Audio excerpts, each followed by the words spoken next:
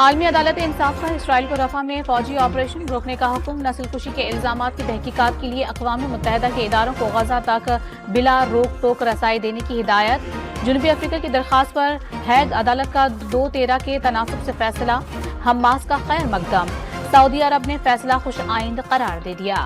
عالمی عدالت انصاف کے فیصلے پر اسرائیل حواس باختہ ہو گیا، رفح پر حملے تیز کر دیے، کویتی اسپتال کو بھی دہشت گردی کا نشانہ بنا ڈالا، صہیونی ریاست کا جنگ بندی کا حکم ماننے سے انکار، حملے جاری رکھنے کا اعلان۔ امریکی سینیٹر لنڈسے گراہم کی ICJ کے فیصلے پر شدید تنقید، غزہ میں حماس کے خاتمے کے لیے اسرائیل کا آپریشن ضروری قرار دے دیا، دعویٰ کیا کہ عالمی عدالت کا فیصلہ اسرائیل مخالف تعصب کا آئینہ ہے۔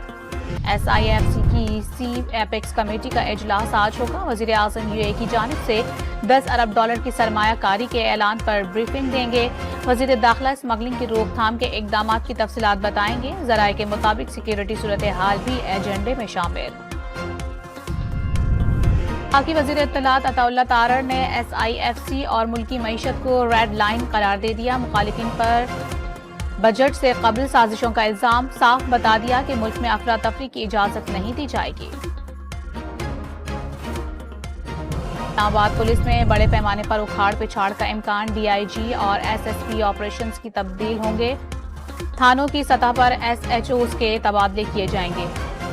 کراچی کے سولجر بازار میں واقع گھر میں سلنڈر دھماکہ، بچوں سمیت 5 افراد زخمی ہو گئے، طبی امداد کے لیے سول اسپتال منتقل۔ کوسٹ گارڈز کی بلوچستان کے شہروں اوتھر اور جیوانی میں کارروائیاں، مسافر فوج سے چرس، چھالیاں، سگریٹ اور گٹکا کی بڑی مقدار برآمد۔ میں شدید گرمی کا راج، رحیم یار خان کے صحرائے چولستان میں دن کے آغاز پر ہی پارہ 49 ڈگری تک پہنچ گیا، قیامت خیز گرمی کے باعث جانور موت کا شکار بننے لگے۔